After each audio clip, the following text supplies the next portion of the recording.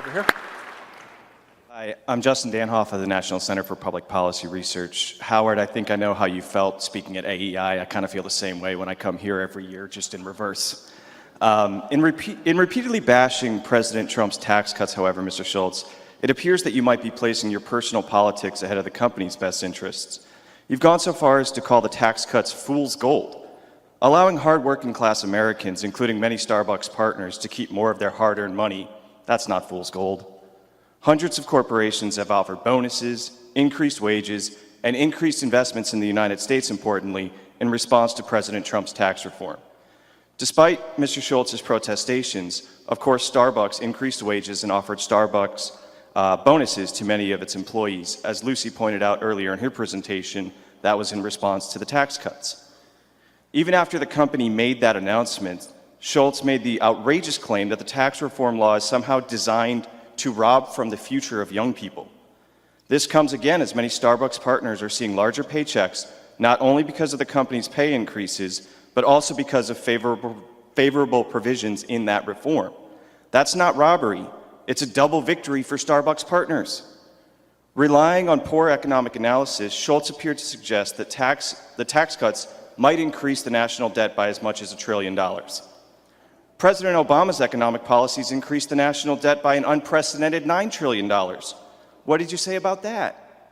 Using your own logic, President Obama robbed from future generations much more than any other president in history. What's your question?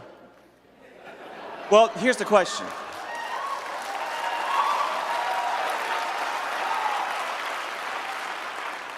The comment first is that it's shocking to hear Mr. Schultz object to a law that's helping so many Starbucks partners and their families. If he cares more about criticizing the president, he has the right to enter the political arena. But this law is helping Starbucks partners. So my question is for Kevin. Do you agree with your predecessor that the recent tax cuts that have benefited so many Starbucks partners are fool's gold designed to rob future generations? I'm sure Kevin can have his answer to that question, but can I just clarify a few things? First of all, thank you for coming. Thank you for the question. And I think you mischaracterized what I said about AEI. I said I was privileged to go to AEI, and the opportunity I was given was an honor to speak to a mostly Republican audience. There was nothing disrespectful about that.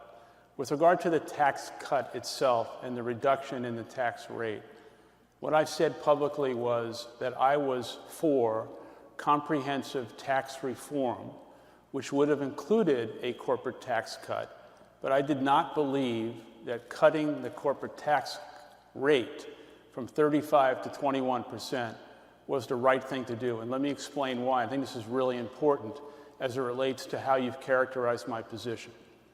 The reason I said it's robbing from young people and future generations is that we are sitting today, and this is factual, with almost a $21 trillion debt on the balance sheet of America. Is that true? Okay. Secondarily, we are approaching $400 billion a year in interest expense. Is that true? Absolutely. Okay. Both parties, President Obama, President Bush, and now President Trump, both members of Congress, are complicit in their reckless approach to the amount of debt. And if this was a business, we'd be approaching insolvency.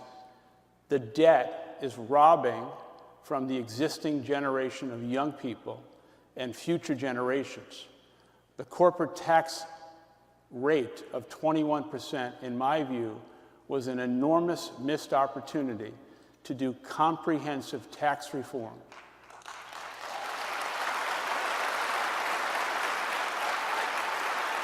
And that was my position. That is what I stated publicly. And I think both parties, and this is important, both parties, including the current administration, are responsible for the years in which we have not gotten the truth and the honesty with regard to the piling on of almost $21 trillion in debt. China owns over $1 trillion of that and building an infrastructure on our money. That's why I think it was a reckless thing to do without doing comprehensive tax reform. Thank you. Thank you. Thank you.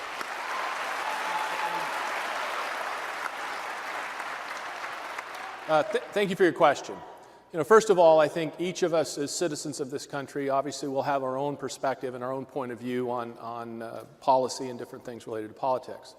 I separate that, though, from my responsibility at Starbucks. My responsibility at Starbucks is to always do the right thing for our partners, our customers, and our shareholders. And that's exactly what I did in this case, certainly looking at the impact of the tax legislation that was passed.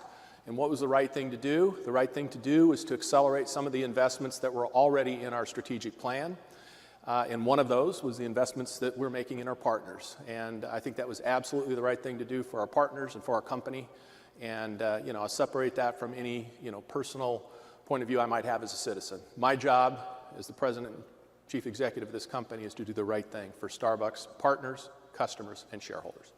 Thank you.